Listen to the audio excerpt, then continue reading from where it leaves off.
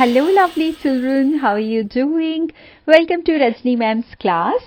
Dear children, today we are going to do worksheet number 22, that is of English for class 6 and this is for 14th December 2020.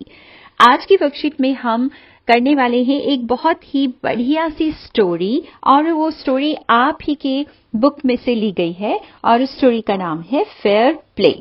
Fair play क्या होता है? जैसे मान लीजिए आप कोई गेम खेल रहे हैं तो गेम को आप सही तरीके से खेल रहे हैं या नहीं, तो हम कहेंगे कि वो न्याय संगत तरीके से गेम आप खेल रहे हैं। ठीक है, फेयर प्ले जो एक्चुअली आपको करना चाहिए, मतलब आप बेईमानी नहीं कर रहे हैं, किसी के साथ कुछ गलत नहीं कर रहे हैं, तो that is called a fair play.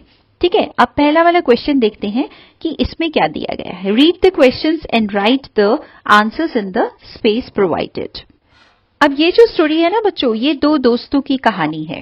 ठीक है, तो इसके अंदर जो दो दोस्त हैं, अब उनकी स्टोरी है तो इसलिए उससे रिलेटेड एक छोटी सी एक्सरसाइज आपको स्टोरी से पहले यहाँ पर करने के लिए दी गई है। ठीक है, तो पहले हम इसको करते हैं, फिर हम लेसन के जो भी स्टोरी है उसको समझेंगे। अब यहाँ पर कुछ क्वेश्चंस दिए गए हैं, तो उससे रिलेटेड जितने भी आंसर्स आपको अपने फ्रेंड्स के बारे में कुछ क्वेश्चंस पूछे गए हैं यहाँ पे, तो उसमें आपको सबसे पहले बताना है कि who is your best friend, आपके बेस्ट फ्रेंड कौन है। ठीक है, उनका यहाँ पे नाम बताना है आपको। फिर अपने बेस्ट फ्रेंड के बारे में कुछ आपके क्वेश्चंस पूछे गए हैं, जैसे what do you like the most about your best friend, सबसे अच्छी चीज आपको अपने बेस्ट फ्रेंड की क्या लगती है वो यहाँ पर लिखनी है आपको। Where does your best friend live, आपकी बेस्ट फ्रेंड या आपका बेस्ट फ्रेंड कहाँ रहता है या रहती है। What does your best friend like to eat, आपकी बेस्ट फ्रेंड क्या खाना पसंद करती है उनके बारे में लिखना है।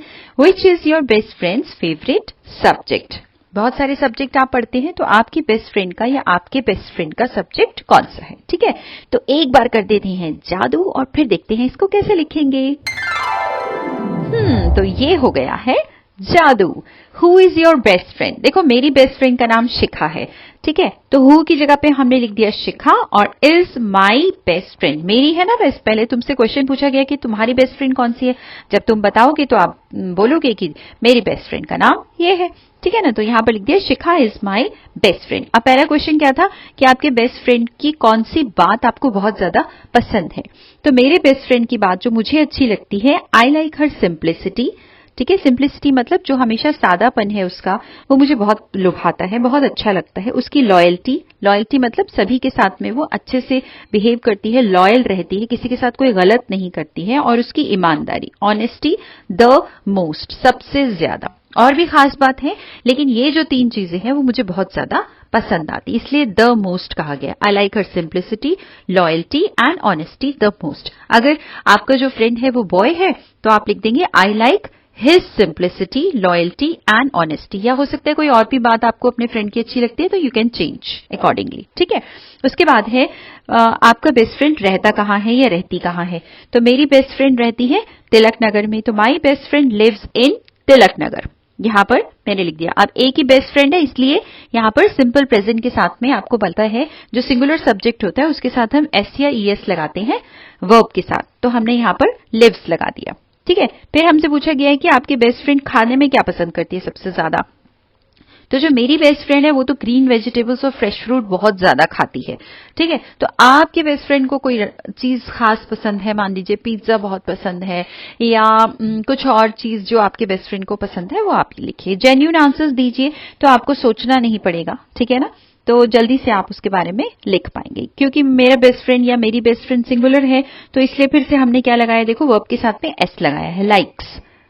ठीक है ना, जब सेंटेंस खत्म होता है ता है, ती है, ते है पे, यानी कि सिंपल प्रेजेंट सिंपल टेंस के अंदर ये, क्योंकि ये सिंगुलर है तो सिंगुलर सब्जेक्ट के साथ जो वर्ब होती है उसमें एस या ईएस जैसे भी होता है वो लगता है। ऑलराइट, अब उसके बाद में लास्ट वन है कि मेरे बेस्ट फ्रेंड का सब्जेक्ट फेवरेट कौन सा है। ठीक है, तो my best friend's favourite subject is English, मेरा भी इंग्लिश है और मेरे बेस्ट फ्रेंड का भी इंग्लिश है ना। तो बेस्ट फ्रेंड का जब कहना है तो हमने अपोस्ट्रोफी एस लगाया, इसे बोलते हैं apostrophe S. So my best friend's favourite subject is English, और you can write English is my best friend's favourite subject. ठीक है, दोनों both are correct. Now let's move ahead. अब यहाँ पर शुरू होती है दो दोस्तों की कहानी, ठीक है ना। On the basis of your reading of the passage, यहाँ पर आपको एक पैसेज दिया गया है और फिर उससे रिलेटेड नीचे कुछ फिलअप्स दिए गए हैं, वो आपको करने हैं। तो जल्दी से स्टोरी को समझ लेते हैं और उसके बाद में आप इजीली इस एक्सरसाइज को कर पाएंगे। तो ये है प्यारे से दो दोस्त जिनका नाम है जुम्मन शेख और अलगू चौधरी, ठीक है। तो जुम्मन कौन हो सकता है? जुम्मन ये हो सकता है ना। तो Jumman and Algu Chaudhary were good friends, दोनों बहुत पक्के दोस्त थे। So strong was their bond of friendship that when either of them went away from the village, the other looked after his family. Both were greatly respected in the village. दोनों बहुत ज्यादा पक्के दोस्त थे, इतनी पक्की उनकी बॉन्ड था फ्रेंडशिप का, इतना पक्का उनकी दोस्ती थी कि जब भी कोई गांव से एक जो है बाहर जाया करता था, तो जो दूसरा गांव में होता था वो दूसरे की फैमिली को बहुत अच्छे से लुक आफ्टर करता था, बहुत अच्छे से उनका ध्यान रखता था। और दोनों की ही विलेज में बहुत ज्यादा रिस्पेक्ट थी, बहुत ज्यादा उनका सम्मान किया जाता था। Jumman had an old aunt who had sum property, Jumman की एक बूढ़ी आंटी थी और उनकी अपनी कुछ जायदाद, जमीन, जिसे आप प्रॉपर्टी कहते हैं, वो थी उनकी कुछ। This she transferred to him on the understanding that she would stay with him and he would look after her. अब उन्होंने आंटी ने क्या किया कि आंटी ने कहा कि मैं अपनी प्रॉपर्टी जुम्मन तुम्हारे नाम कर देती हूँ और बदले में तुम मुझे अपने साथ यहाँ पर अपने घर में रख लेना और मेरा ध्यान रखना, ठीक है। तो ये अरेंजमेंट उन्होंने इस तरह से किया। The arrangement worked well for a couple of years, कुछ सालों तक, मतलब कपल ऑफ ईयर्स मतलब 2 सालों तक तो ये जो अरेंजमेंट था कि ठीक है तुम मेरी प्रॉपर्टी ले लो और मैं तुम्हारा बदले में ध्यान रखूंगी, ये जो अरेंजमेंट था ये 2 साल तक अच्छे से चला। देन द सिचुएशन चेंज, उसके बाद जो सिचुएशन थी, जो परिस्थिति थी, वो चेंज हो गई। अब क्या हुआ? Jumman and his family were tired of the old relative. अब घर में एक बूढ़ी औरत को देखकर, उनको संभाल के जुम्मन और उसकी फैमिली को बिल्कुल भी अच्छा नहीं लग रहा था। वो जैसे थक चुके थे उस ओल्ड आंट को संभालते संभालते। तो क्या ये सही तरीका है बच्चों? मुझे जरूर बताइएगा लिखकर कि क्या अपने घर में अगर कोई बूढ़ा है या बूढ़ी, कोई आपके रिलेटिव्स हैं या कोई आपके पेरेंट्स हैं, तो क्या उनके साथ में इस तरह से बिहेव करना कि हम तो उनसे थक गए हैं, फेडअप हो गए हैं, क्या ऐसा करना ठीक है? बिल्कुल ठीक नहीं है ना। Juman became as indifferent to her as his wife, who grudged even the little food that the old lady wanted every day.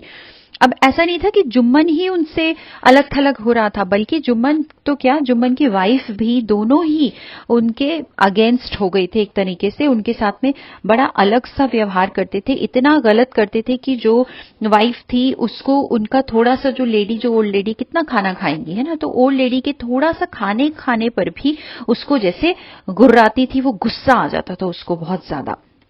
She swallowed these insults along with her food for a few months.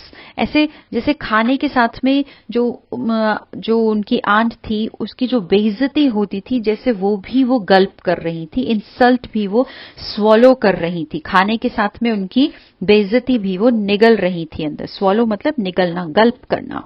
But patience has its limit, लेकिन हर चीज की आपको पता है ना एक limit होती है। अगर कोई आपकी बेइज्जती कर रहा है तो एक लिमिट तक ही आप उसे बर्दाश्त कर सकते हैं, उसके बाद में लिमिट क्रॉस हो जाती है, उसके बाद में आप उसको सह नहीं पाते हैं, ठीक है। तो आगे की स्टोरी हम आगे पढ़ेंगे। अब इससे रिलेटेड जो हमारे फिलअप्स हैं वो देखते हैं कौन से। तो स्टोरी आपको समझ में आ गई।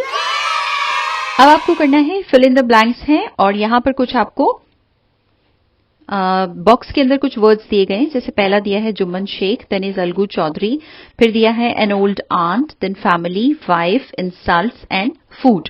इनका करेक्ट यूज आपको सेंटेंसेस में करना है, ठीक है। So dash and dash were good friends, कौन दोनों बहुत पक्के दोस्त थे? बिल्कुल ठीक, जुम्मन शेख एंड अलगू चौधरी। तो ऐसे आप करेक्ट स्पेलिंग यहां पर लिख देंगे, Jumman Sheikh and Algu Chaudhary were good friends. उसके बाद है Jumman had dash who had sum property, Jumman के पास कौन थी जिनकी कुछ प्रॉपर्टी थी?